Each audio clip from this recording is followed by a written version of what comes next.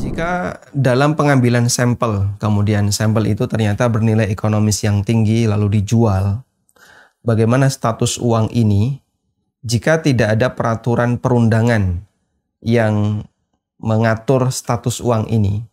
Apakah itu boleh diberikan kepada para aparat yang turut serta dalam melakukan pemeriksaan yang piket? Maka pada asalnya itu adalah milik negara. Pada asalnya itu milik negara. Karena begini ya, al-mal al-majhul, ya, harta yang statusnya majhul itu dikembalikan ke baitul mal, ke kas negara. Sampel itu seharusnya kalau memang sudah selesai diperiksa, dikembalikan ke pemilik, karena itu kan aslinya milik yang punya barang. Tapi kalau misalnya, tidak memungkinkan dikembalikan ke pemilik, sekian ribu kontainer misalnya, sekian ribu komoditas, dan akan sangat membingungkan ini nanti dikembalikan kemana. Jika tidak memungkinkan seperti itu, maka dikembalikan ke negara. Jadi hukuk al-majhula. Jadi kalau boleh saya buat hierarkinya ya. Ini adalah barang yang masuk ke Indonesia. Tentu saja barang ini punya pemilik. Lalu diambillah sampel untuk diperiksa. Sampel ini seharusnya setelah selesai diperiksa dikembalikan ke sini. Karena begitu selesai diperiksa, berarti contoh ini kan tetap jadi miliknya pemilik yang pertama. Sudah? Nah, selanjutnya ketika ini tidak mungkin dilakukan, ini tidak mungkin misalnya. Saya tidak tahu ya nilai kemungkinannya berapa persen. Ya masih mungkin Pak, tapi agak rumit misalnya, agak repot. Anda bisa paham nilai kemungkinannya berapa persen. Ya. Ketika itu tidak mungkin, maka statusnya menjadi al-hukuk al-majhulah. Hak yang tidak jelas siapa pemiliknya. Kami kesulitan untuk mengembalikan ke pemilik barang yang pertama. Karena terlalu banyak, sehingga kadang ketika kita mengambil sampel itu acak, akhirnya kita simpulkan saja, kalau yang ada di sini sudah beres semuanya, ini boleh masuk. Misalnya. Nah, kalau sudah menjadi hukuk majhulah, maka ini menjadi hak baitul mal. Baitul mal yaitu kas negara. Sehingga harus dikembalikan ke negara. Apalagi kalau sudah ada peraturan perundangan yang mengatur hal ini. Misalnya, bahwasanya hasil sampel yang masih bagus dan punya nilai ekonomis ketika dijual, maka dia menjadi kas negara. Kalau ada perundangan seperti itu. Kalaupun tidak ada, dijadikan sebagai kas negara jika tidak mungkin untuk dikembalikan ke pemilik awal. Sekali lagi, saya tidak tahu nilai tingkat kemungkinan apakah sampel ini bisa dikembalikan ke pemilik awal ataukah tidak. Anda yang lebih paham. Kalau bagi Anda, gampang itu bisa dikembalikan, namanya sampel kan ada alamatnya, ada identitas ini barang yang mana, kontainer yang mana, dan pasti bisa dikembalikan, wajib dikembalikan. Ya, karena itu masih menjadi hak milik pemiliknya. Baik. Tapi kalau tidak memungkinkan, maka dikembalikan ke kas negara. Nah, sekarang Anda menyampaikan sebuah realita bahwasanya itu dibagikan kepada petugas. Dibagikan ke petugas untuk makan siang atau kemudian dibagikan dalam bentuk uang kepada petugas.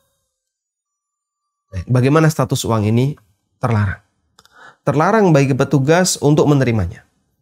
Karena dia sudah mendapatkan gaji untuk tugas yang dia kerjakan. Ini di luar pajak. Ini bukan cukai. Ini bukan, tapi ini adalah sampel yang diambil yang seharusnya dikembalikan. Cuman tidak mungkin kan dikembalikan, lalu dimakan oleh petugas. Maka nggak boleh petugas menggunakannya. Terus bagaimana Pak kalau sudah menjadi kebiasaan? Boleh nggak kita tetap mengambilnya, terus nanti kita ganti di akhir? Tidak boleh secara sengaja melakukan maksiat. meskipun Anda nanti punya keinginan untuk menggantinya di akhir. Ini saya tahu nih, ini uang negara, tapi saya butuh. Saya ambil dulu, nanti akan saya gantikan dengan saya sedekahkan kepada fakir miskin. Tidak boleh secara sengaja seperti itu. Secara sengaja berbuat maksiat, meskipun punya keinginan untuk menggantikannya, hukumnya tidak boleh.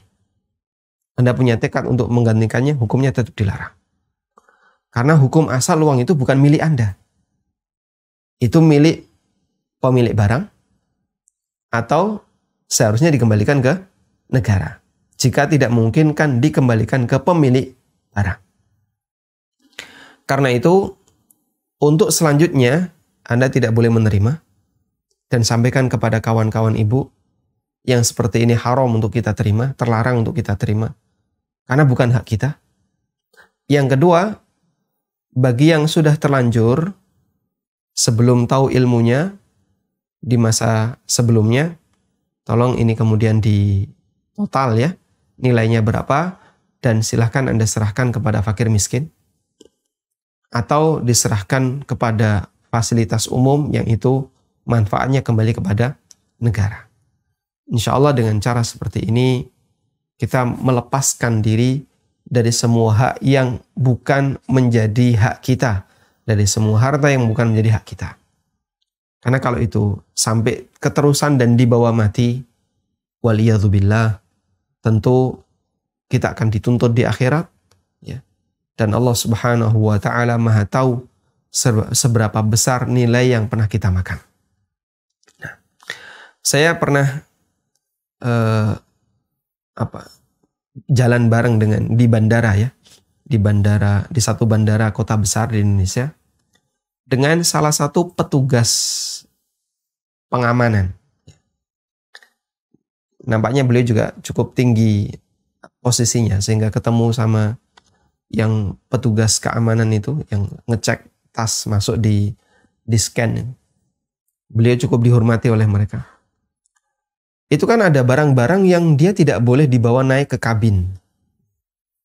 Gunting, pisau, kemudian intinya benda-benda tajam, dimasukkan ke dalam satu box. Satu box dimasukkan ke situ. Saya perhatikan ada barang yang ya cukup bernilai ekonomis. Cukup punya nilai. Ya kalau gunting-gunting yang murah ya, mungkin terlalu ringan untuk dibuang. Tapi ada yang cukup mahal. Terus saya tanya kepada komandannya ini barang gimana nasibnya? Boleh sampaikan, kalau penumpang ya, balik lagi melalui bandara ini, lalu dia datang ke sini minta barang itu dikasihkan. Asal nggak dibawa naik pesawat. Sehingga beliau berangkat, misalnya penumpangnya berangkat dari Jakarta ke Aceh. Nanti balik lagi ke bandara semula, Bandara Suta. Lalu dia datang ke gate itu untuk mengambil gunting dia atau near launcher, dia punya near launcher bagus yang ditinggal. Lalu dia ambil, dia bawa pulang, silahkan. Sehingga petugas tidak akan menahan barang itu selain hanya untuk keamanan ketika naik ke kabin, ketika naik pesawat. Sehingga kalau dia mau bawa pulang silahkan.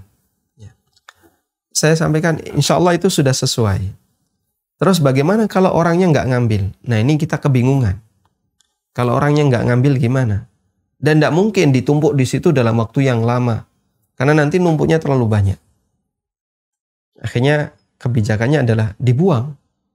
Sudah, kita keluarkan dari bandara. Dan tidak boleh ada satupun petugas yang mengambil. Karena sebenarnya kan ini bukan merampas barang orang lain. Tujuannya bukan untuk merampas. Tujuannya bukan untuk mengambil paksa. Tapi untuk masalah keamanan. Berarti sebenarnya barang itu tetap jadi milik penumpang. Cuman tidak boleh dibawa naik. Andaikan tadi masuk ke bagasi, beres. Maka penumpang dikasih hak. Kalaupun dia balik ke bandara yang sama, terus ngambil barang itu, silahkan. Dan kalaupun misalnya dia tinggal, ya sudahlah, dibuang. Kemudian dia sudah tidak lagi mau memanfaatkannya, maka itu bukan menjadi hak milik bagi para petugas, itu dikembalikan, itu dibuang keluar. Ya, selanjutnya ya jadi barang milik umum, siapa yang mau nemu ambil silahkan, karena sudah dibuang keluar. Nah, saya kira kasus seperti yang Anda sampaikan tadi kurang lebih juga sama demikian. Sampel tadi adalah masih menjadi milik pemilik barang yang seharusnya dikembalikan ke mereka setelah selesai diuji. Dan jika ternyata tidak memungkinkan untuk dikembalikan, maka dikembalikan ke negara. Sehingga tidak boleh dibagikan untuk kepentingan pribadi. Wallahu a'lam.